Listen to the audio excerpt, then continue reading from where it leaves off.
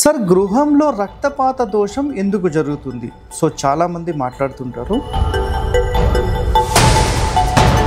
So మేక అనుకోండి, మేక పొట్టేలు అనుకోండి, గొర్రెలు అనుకోండి, లేదంటే కోళ్ళు అనుకోండి, కొన్ని సందర్భాలలో మనిషి యొక్క హత్య కూడా కొన్ని ఇండ్లలో జరుగుతూ ఉంటుంది.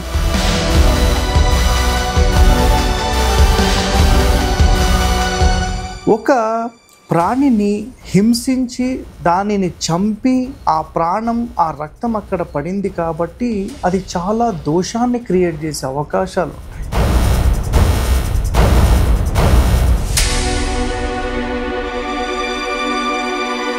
మీరు ఇల్లు ఎప్పుడు శుద్ధి చేయాలన్నా ఇది మాత్రమే గుర్తుపెట్టుకోండి. సో పంచగవ్యాలంటే ఒకటి,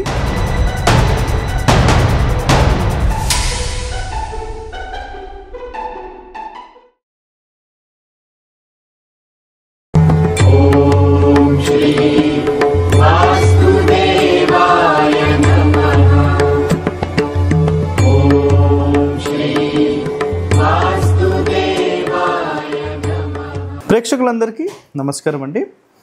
ఈరోజు మనం ఒక ఎపిసోడ్, చాలా ఇంపార్టెంట్ ఎపిసోడ్, రియల్ టైంలో మన ఏపీ తెలంగాణలో చాలామంది ఇళ్ళల్లో ప్రతిరోజు జరిగే ఒక రక్తపాతానికి సంబంధించిన కంటెంట్ అన్నమాట ఇది.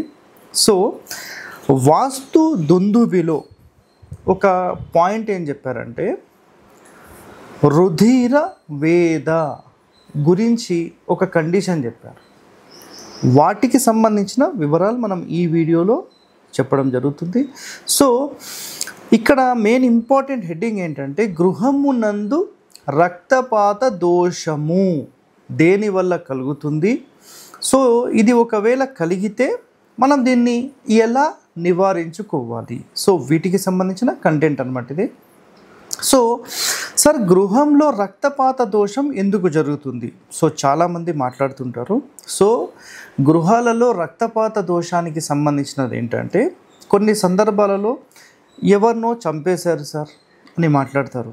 కొన్ని సందర్భాలలో బై మిస్టేక్ మన చెయ్యో లేదంటే తలకో ఎక్కడో దెబ్బ తగిలి ఆ రక్తం ఎప్పుడైతే ఇంటి నేలలో పడుతుందో అది కూడా ఒక దోషంగా పరిగణించబడుతుంది. ఇది తెలిసి చేసిన, కొన్ని తెలియక చేసిన, కొన్ని కావాలని చేసిన, కొన్ని ఫ్రాక్షన్కి సంబంధించిన ఇష్యూస్లో కూడా వీటికి సంబంధించిన దోషాలు అనేవి వస్తాయి. సో ఇలాంటి దోషాలు జరిగాయి. సో మరి పరిష్కారం ఏంటి నేను ఈ వీడియోలో చెప్తాను మీకు. అదేవిధంగా ఇప్పుడు ఏదైనా ఒక ప్రాణికి సంబంధించి హత్య జరిగింది. సో ఫర్ ఎగ్జాంపుల్ మేకను కోసారు, లేకపోతే కోడిని కోసారు, ఇలా మనం ఏవైతే అంటే చాలామంది తినే వాటికి సంబంధించి కూడా ఇంటి లోపల బలి అంటూ ఇస్తూ ఉంటారు. సో మేక అనుకోండి, మేక పొట్టేలు అనుకోండి, గొర్రెలు అనుకోండి, లేదంటే కోళ్ళు అనుకోండి, కొన్ని సందర్భాలలో మనిషి యొక్క హత్య కూడా కొన్ని ఇండ్లలో జరుగుతూ ఉంటుంది. సో ఇలా జరిగినప్పుడు మరి దాని పరిష్కారం ఏంటని చాలామంది అడుగుతూ ఉంటారు. సో దీని పరిష్కారం కూడా చాలా ఈజీనండి. సో పూర్వం ఏం చెప్పారు, మరి ఇప్పుడు ఏం చేయొచ్చు, నేను రెండు కూడా చెప్తాను. పూర్వం రోజుల్లో గచ్చు నేలలు అంటే ఫర్ ఎగ్జాంపుల్ టైల్స్ కానీ, స్టోన్స్ కానీ, లేదంటే బండరాళ్ళు కానీ లేని ఇండ్లు ఉంటాయి. అంటే ఎగ్జాంపుల్ మట్టి ఇండ్లు. సో మట్టి ఇళ్లల్లో ఇప్పటికీ కూడా మట్టి ఇళ్ళు చాలా ఉన్నాయి. మట్టి ఇళ్లల్లో గనక మీరు నివాసం ఉన్నట్లయితే, మట్టి ఇల్లు ఎవరైనా కట్టుకున్నట్లయితే, ఒకవేళ అలాంటి ఇళ్లల్లో ఇలాంటి మేక లేదంటే గొర్రెలు కానీ లేదంటే కోళ్ళు వీటికి సంబంధించిన బలి ఇచ్చినప్పుడు ఆ రక్తం గనక అక్కడ పడితే, చిందితే, భూమి లోపల చిందితే, భూమిపైన, ఓకేనా, వాటిని అంటే అది ఎంత డెప్త్ వరకు వెళ్ళే అవకాశం ఉంటుందంటే మ్యాక్సిమం ఒక 8 నుంచి 9 ఇంచులు మాత్రమే లోపలికి వెళ్తుంది. కాబట్టి ఇక్కడ కండిషన్ ఏం చెప్పారంటే మనకు వితస్తి ప్రమాణమైన లోతు వరకు మీరు ఆ మట్టిని తీసేయాలి అని చెప్పారు. సో ఫర్ ఎగ్జాంపుల్ ఒక స్పాట్లో చిందింది, సో అక్కడి నుంచి సరౌండింగ్ ఒక 2-3 ఫీట్ వరకు మొత్తం ఆ మట్టినంతా తీసేసేసి మళ్ళీ ఫ్రెష్ పొలం మట్టి వేసి మళ్ళీ దాన్ని పసుపుతో పంచగవ్యాలతో మొత్తం మంచిగా తడిపి మళ్ళీ లెవెల్ చేసుకోవాలి. ఇది ఒక ప్రొసీజర్. సో ఎక్కడైతే ఆ రక్తం చిందుతుందో ఆ ప్రదేశానికి నియరెస్ట్ మొత్తం కూడా క్లీన్ చేసి మళ్ళీ వేస్తే ఆ దోషం అయితే ఉండదు ఇంకా. ఎందుకంటే ఒక ప్రాణిని హింసించి దానిని చంపి ఆ ప్రాణం ఆ రక్తం అక్కడ పడింది కాబట్టి అది చాలా దోషాన్ని క్రియేట్ చేసే అవకాశాలు ఉంటాయి. అర్థమైందా? సో అలాంటిది ఉండొద్దంటే మట్టి నేలలు అయితే ఇప్పుడు నేను చెప్పించేస్తే సరిపోయింది. సార్ మరి మేము టైల్స్ వేసుకున్నాము, లేదంటే స్టోన్ వేసుకున్నాము, లేదంటే మొత్తం ప్లాస్టింగ్ చేసేసుకున్నాం సిమెంట్తో అనే మాటలు మాట్లాడతారు కదా. మరి మేమేం చేయాలి సార్ అని మాట్లాడతారు. ఒకవేళ ఈజియెస్ట్ వే అంటే శాస్త్రంలో ఏం చెప్పారంటే ఈజియెస్ట్ వే చెప్పారు, హార్డెస్ట్ వే కూడా చెప్పారు. ఇందాక మనం చెప్పింది హార్డెస్ట్ వే, అది చాలా కష్టమైన వర్క్. ఎందుకంటే తీయడము, మళ్ళీ తీసుకొని రావడం, మళ్ళీ లెవెల్ చేసుకోవడం, మళ్ళీ ఇవన్నీ చేసుకోవడం కష్టమైనది.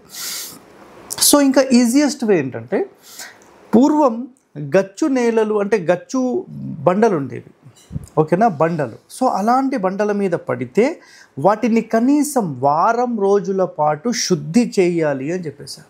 వారం రోజులు శుద్ధి చేసి దాని తర్వాత పంచగవ్యములతో మొత్తం క్లీనప్ చేయాలి. సో ముందుగా పసుపు నీళ్ళు, ఉప్పు నీళ్ళు, వీటితో మొత్తం శుద్ధి చేసేసి ఫైనల్గా పంచగవ్యాలతో చేయాలి. సో నేను సింపుల్గా ప్రొసీజర్ చెప్తాను, గుర్తుపెట్టుకోండి. ఒకవేళ మీ నేల మీద పడింది, సో దాన్ని కంప్లీట్ ప్రతిరోజు మనం పసుపు నీళ్ళు కొంచెం ఉప్పు వేసేసి మొత్తం క్లీనప్ చేస్తాం. అట్ ద ఫినిషింగ్ 1 వీక్ తర్వాత మాత్రం మీరు ఏం చేయాలంటే పంచగవ్యాలు అంటే చాలామందికి ఇంపార్టెంట్, ఇది లైఫ్ టైం ఉపయోగపడుతుంది. మీరు ఇల్లు ఎప్పుడు శుద్ధి చేయాలన్నా ఇది మాత్రమే గుర్తుపెట్టుకోండి. సో పంచగవ్యాలు అంటే ఒకటి ఆవుకి సంబంధించిన గోమూత్రం, గోమయం అంటే గో పేడ ఉంటుంది కదా, పేడ యొక్క రసం కానీ పేడ కానీ, సో ఈ 2 ప్లస్ పాలు, మజ్జిగ, నెయ్యి, ఈ 5 మనం పంచగవ్యాలు అంటాం. సో ఈ పంచగవ్యాలకు సంబంధించి మనం ఒక నీళ్ళల్లో మొత్తం వేసి మొత్తం మంచిగా కలిపేసేసి వాటితో శుద్ధి చేస్తే దానికి మించిన పవిత్రత ఇంకొకటి లేదు. సో ఇక్కడ మరి ఈ కాలంలో మేము ఏం చేయాలి సార్ అని మాట్లాడితే, ఈ కాలంలో చాలామంది టైల్స్ అనేవి కంప్లీట్ జాయింట్ చేస్తున్నారు కాబట్టి మీరు జస్ట్ ఒక 2-3 డేస్ క్లీనప్ చేసేసి పంచగవ్యాలతో మీరు క్లీన్ చేస్తే సరిపోతుంది. సో ఈరోజు మనం చెప్పుకున్న టాపిక్ ఏంటంటే గృహమునందు రక్తపాత దోషానికి సంబంధించిన కండిషన్స్ ఏంటనేది మనం క్లియర్గా చెప్పాము. సో వీటి వల్ల ఇబ్బందులైతే ఉంటాయి. సో రుధిర వేద అని దాని పేరు అన్నమాట, ఇలాంటిది ఉంటే. సో ఇది వాస్తు దుందుబిలో చెప్పారు. ఎవరైనా దీని గురించి మీరు స్టడీ చేయాలనుకుంటే మీరు 816వ పేజీలో మీకు వాస్తు అంటే గాయత్రి వాస్తు ఉంటుంది కదా, ఆ పుస్తకంలో వీటికి సంబంధించిన పూర్తి వివరణ కూడా ఉంది. సో ఎవరైనా వాస్తు నేర్చుకుందాము, వాస్తుకి సంబంధించిన డెప్త్ నేర్చుకుందామని అనుకుంటే మీరు 100% గాయత్రి వాస్తు 100% కొనుక్కోండి. మీరు దేవుళ్ళు.comలో అవైలబుల్ ఉంటుంది. ఓకే, థ్యాంక్ యూ అండి, ధన్యవాదాలు.